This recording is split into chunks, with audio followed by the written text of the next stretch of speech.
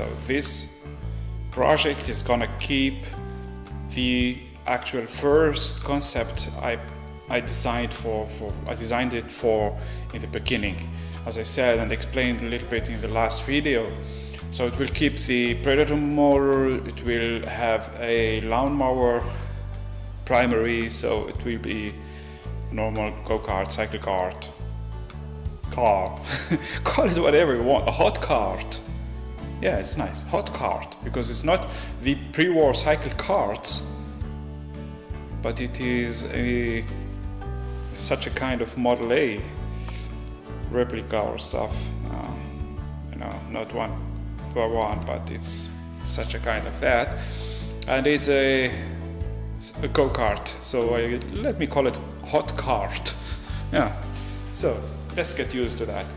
So as I said, on the rear I'm gonna use the Mercedes-Benz differential and suspension I got from a Seat something here, I don't know which one was that, and it will be with suspension. The front will stay the same, and the question I'm talking about in this episode is about the engine mount. As you know, I was mounting my engine here. This mount here is pretty hard, and transmission I made from a quad ATV engine was mounted on rear. So in this episode here, I'm gonna explain how I'm gonna update that. So I will be having problems, I think, in the steering gear here, where to mount it, how to, I don't know, still have an idea. And as I said, this time I'm gonna use another transmission, and I'm gonna explain that here right now.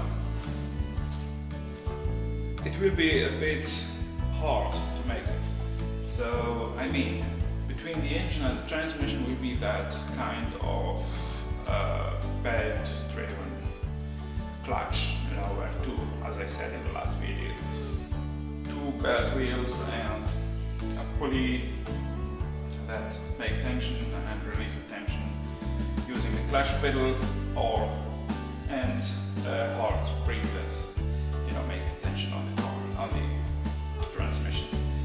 And that will be a bit complicated, as I'm going to show you right there. So, as I said, if I'm going to mount the engine to the chassis and the transmission to the chassis, and another mount comes from the chassis to make the pulley moves that drives the belt, and another mount for because I'm going to have a crankshaft here to the end from here. But I need two bearings here mounted, so everything is going to be mounted to the frame. It will be a big pain in the ass. So I thought about this idea. Let me explain that. So as you see here, what I am building right now, what I'm planning or designing, is building a power plant that I can put inside the cart or take it off like an engine. So normal car engines, you have the transmission is built to get with bolt here mounted on the motor, for example. In this case we can't, because we have another kind of motor, another kind of transmission, and no clutch that works between them, or even if I can get an idea how to mount a clutch between them, so it will be too wide for the chassis I have here. I'm not looking so cool as it should be. So because of that, I want to build a frame or a cage, or call it whatever you want, where I'm gonna mount. Let me turn the screen here to see what I'm saying and what I'm touching.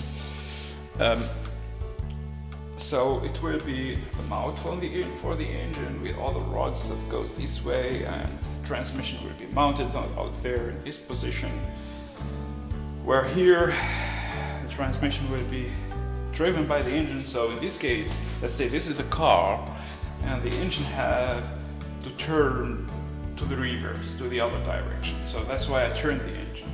And the other mount I already welded there is not going to work anymore. So in this case, because you know, when the engine turns this way, it will turn the transmission even this way. And once you change the gears, look at the bed position now. This is all wide of the engine, and the transmission has to be here, not even closer, because of the belt here and clutch system. And the changing, the place where you change the gears is even outside, not even here or on the top, it is here. And in this way, I will have my output of the transmission. Let me turn the camera a bit this way. It will be on the side, not in the middle.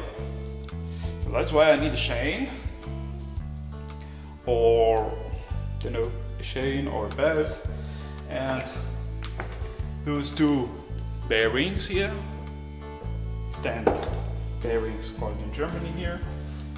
Between them will be the other sprocket, driven through a chain, and the crankshaft will go to the rear wheels, the rear axle or the rear differential. Yeah. Here will be such a thing, and on the rear axle will be another one, and between them a crank or a rod that will, massive rod that will hold everything together. Of course the tank can be removed. I'm gonna make another air cleaner here.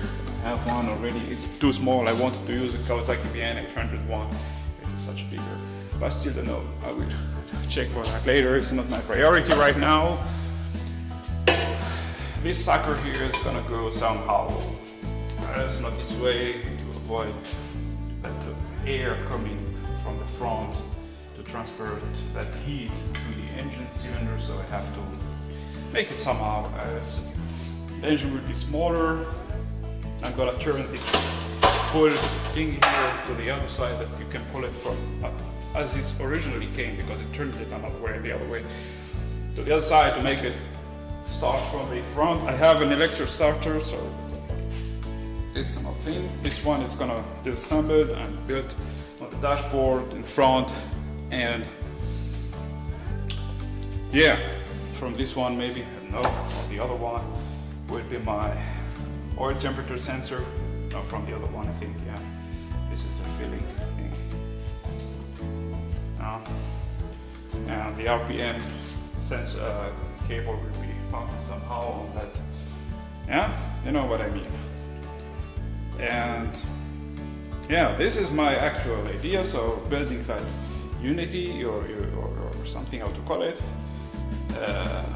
as a power plant, so you can take it off, put it inside the car, and between, of course, between the engine and the cage I'm gonna build, there will be those anti-vibration things, and between the cage itself, or frame itself, and the car frame chassis will be all the same thing, you know, to avoid as much as possible the vibrations provided by the engine.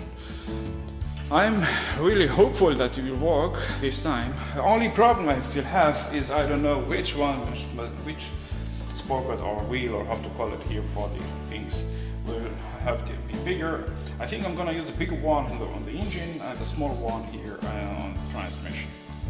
And then I'm gonna keep the 8mm here, the 8 teeth sprocket, and I'm gonna make a bigger one, so big or small. So this way the transmission turns more. I don't know what happened here. Here's my handbrake, as I said, my emergency brake.